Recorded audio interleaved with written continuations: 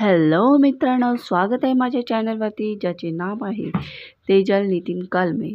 पूर्ण महाराष्ट्राला वेळ लावणारे कॉमेडी कीर्तनकार म्हणजे इंदुरकर महाराज होय। तसेच पूर्ण महाराष्ट्रात इंदुरकर हे नाव माहीत नाही असे कोणीही नाही। आज यूट्यूबवर जर कॉमेडी कीर्तन सर्च केले तर तुम्हाला जर इंदुरीकर महाराज यांचेच कीर्तनाचे व्हिडिओ दिसेल।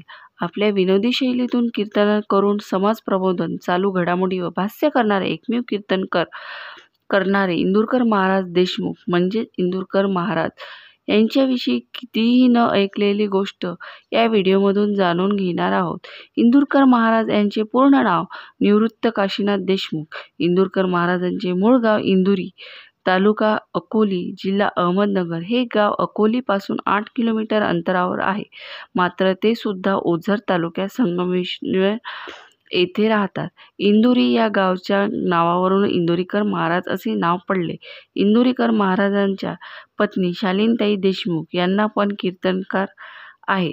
इंदुरीकर महाराजांना 2 अपत्य आहे, मुलगी ज्ञानेश्वरी आणि मुलगा कृष्णा। इंदुरकर महाराजांचे वडील अगोदर कीर्तनकार होते।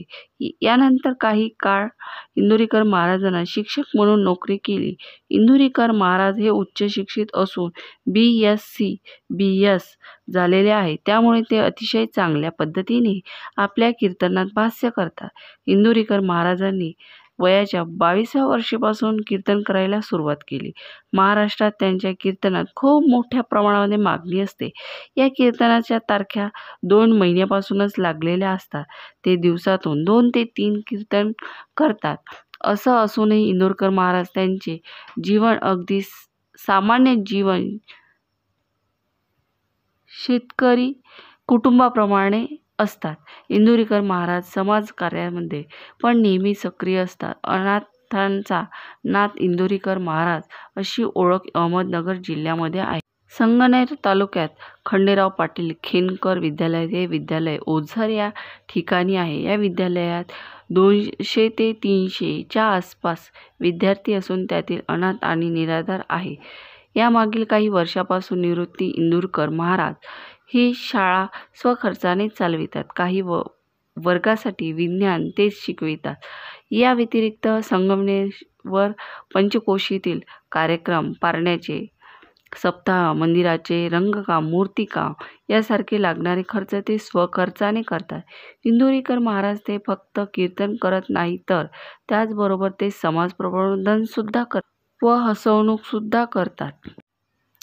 त्यांच्या कीर्तनाला 50,000 पेक्षा ते 1,00,000 कीर्तनाचे लोक उपस्थित राहतात। कोणताही विषय असू द्या, रोखठोक भूमिका घेऊन त्यांची योग्य ते बाजू घेऊन दाखवितात, तेही विनोदी गावरान भाषेमध्ये, चिमटे काढून।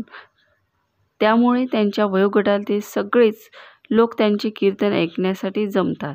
त्यामुळे त्यांच्या कीर्तनात लोक चाहते आहे। इंदुरकर महाराज आपल्या विनोदी कीर्तनातून समाज प्रबोधन सुद्धा करतात। ते अशा काही विषयावर बोट ठेवत असतात ज्यामुळे समाज प्रबोधन होईल।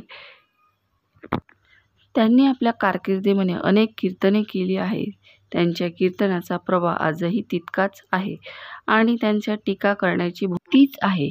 या त्यांच्या भूमिकेमुळे व त्यांच्या बोलण्याच्या पद्धतीमुळे त्यांच्यावर टीका करत असतात। इंदुरीकर महाराज यांच्या कीर्तनाबद्दल तुमचं काय मत आहे ते नक्की कमेंट करून सांगा। तसेच इंदुरीकर महाराज यूट्यूबवरून सुद्धा 4 ते 5 लाख रुपये महिन्याला कमवितात। तर तुम्हाला हा व्हिडिओ कसा वाटला? आवडला असेल तर व्हिडिओला लाईक करा, शेअर करा आणि सबस्क्राईब करायला विसरू नका। तर धन्यवाद।